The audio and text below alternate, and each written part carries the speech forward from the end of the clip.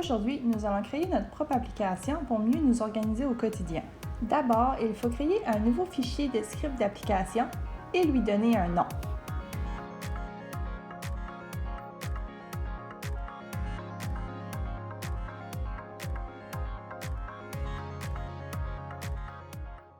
Ensuite, nous allons créer une première fonction. Nous allons remplacer la fonction myFunction par la fonction doGet et utiliser le service HTML intégré au script Google pour créer une sortie HTML à partir d'un fichier. Le fichier s'appellera index.html. Lorsque vous créez un fichier HTML, il est accompagné d'un code prédéfini. Je vais utiliser la balise de paragraphe afin de faire un test pour voir si tout fonctionne correctement. La première fois que vous déployez votre application, vous devez choisir une application web et vous assurer que vous lui avez donné les autorisations nécessaires pour que vous soyez le seul à pouvoir y accéder. Nous savons maintenant que notre code est déployé.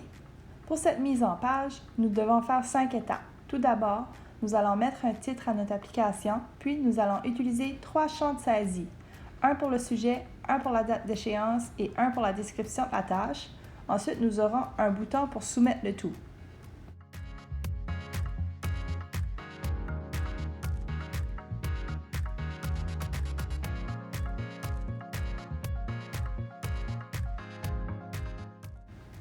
N'hésitez pas à faire des copier-coller pour gagner du temps. Donnez à chaque champ un identifiant unique.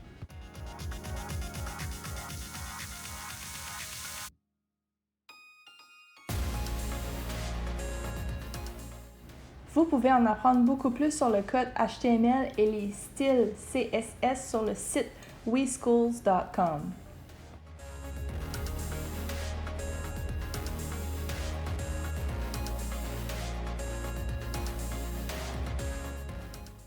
Nous pouvons utiliser le site pour créer notre tout premier style.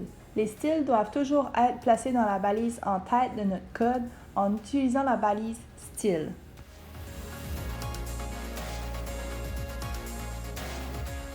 Vous commencez peut-être à réaliser que la création de styles un par un peut prendre beaucoup de temps. Pour contourner ce problème, nous allons utiliser un groupe de styles préconstruits appelé du matériel Bootstrap. Choisissez la dernière version dans le menu de droite et assurez-vous de copier les fichiers CSS et de les placer dans la balise en tête.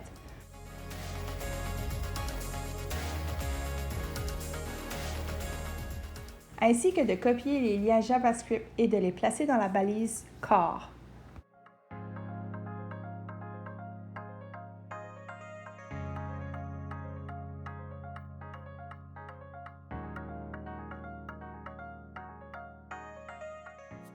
Nous pouvons maintenant accéder aux styles qui font partie des matériels Bootstrap, comme les modèles de champs de saisie.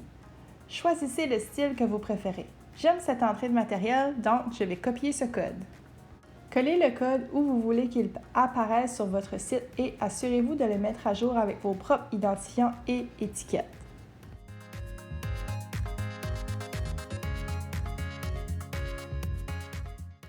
Il est important que vos types de saisie soient corrects, donc, pour votre date d'échéance, assurez-vous que le type est mis à jour.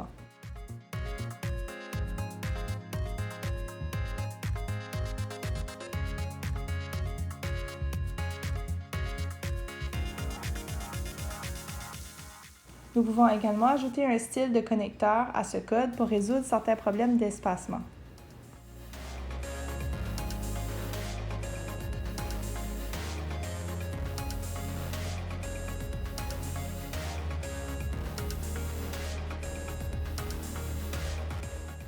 Il nous faut maintenant un bouton. Il y a beaucoup de choix. Je préfère ce dégradé violette. Assurez-vous de donner à votre bouton un identifiant unique. Nous en aurons besoin plus tard.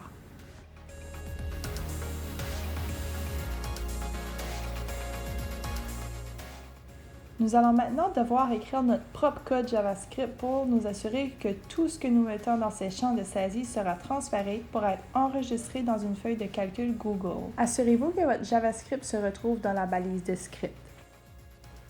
Ce premier morceau de code utilise la fonction getElementById afin de saisir l'identifiant de notre bouton qui est Remind, soit rappel. Ensuite, nous ajoutons un créateur d'événements et lorsque ce bouton est cliqué, nous allons lancer une fonction appelée Save Entry. La fonction Save Entry comporte une variable appelée Entry Data. Là encore, nous utilisons le document .getLemonById pour saisir ce qui se trouve dans notre champ de saisie. C'est là que nous utilisons les différents identifiants que nous avons. Ainsi, notre sujet, notre date d'échéance, notre description ont des identifiants différents.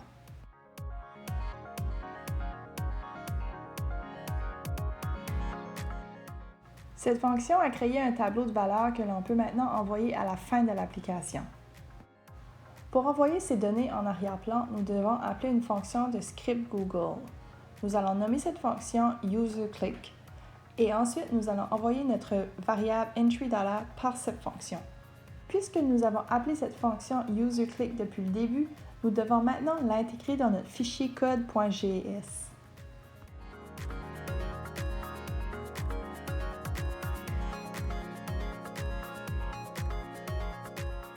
Nous devons maintenant créer une feuille Google, lui donner un nom et nous assurer de copier le lien.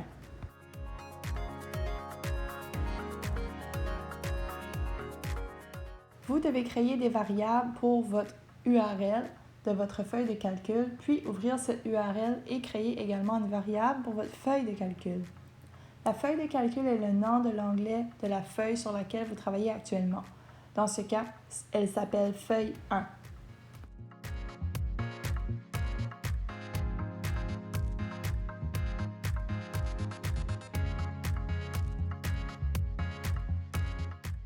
En utilisant la fonction AppendRow, nous pouvons ajouter des valeurs dans notre tableau de valeurs à partir du début. Veillez à les séparer par une virgule.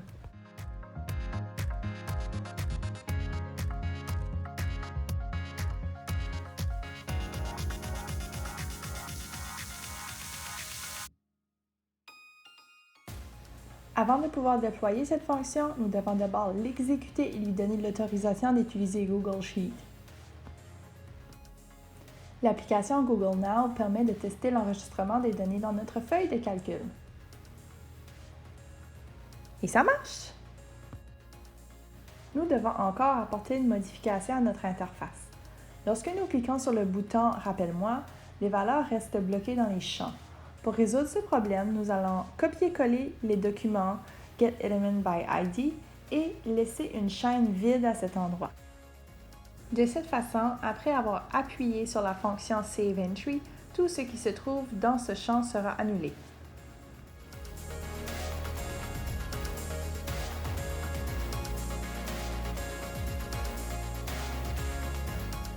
Maintenant que notre application enregistre des données, nous pouvons les récupérer et en faire des choses intéressantes. Je suis en train de créer une variable appelée LR qui va extraire la dernière ligne de la feuille de calcul. Cette dernière ligne contiendra toutes les données de notre dernière entrée dans l'application. Je vais également créer des variables pour un sujet, une date d'échéance et une description. En utilisant la fonction getRange, je vais utiliser la variable LR qui signifie dernière ligne et je vais utiliser le numéro de la colonne. Ainsi, notre sujet est dans la colonne numéro 1, notre description est dans la colonne numéro 3 et notre date d'échéance est dans la colonne numéro 2.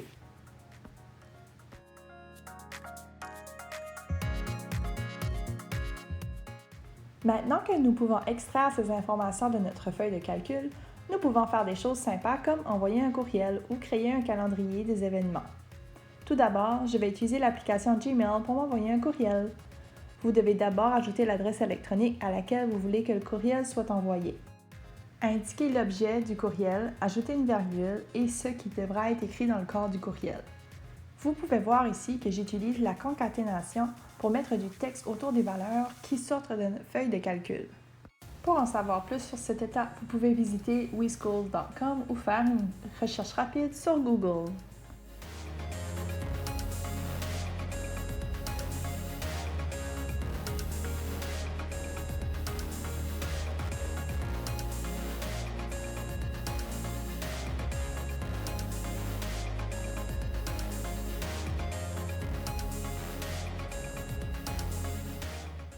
Je vais également utiliser l'application Calendrier pour créer un événement à la date prévue pour ces tâches. Vous pouvez voir que la fonction Create All Day Event nous permet d'entrer un titre et une date. Je vais encore utiliser la concaténation pour m'assurer que le sujet et la description soient utilisés comme un titre de l'événement et comme une date.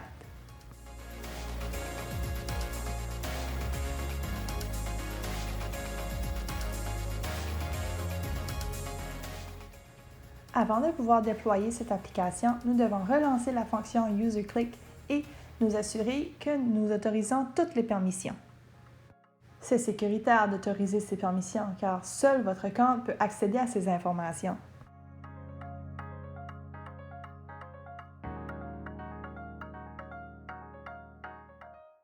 Nous allons maintenant faire un dernier test pour nous assurer que nos informations sont enregistrées dans notre feuille de calcul et qu'il nous envoie un courriel et qu'il crée un événement dans le calendrier. Voici le courriel, voici l'événement du calendrier. Maintenant que vous avez appris les bases, il est temps de fabriquer avec créativité.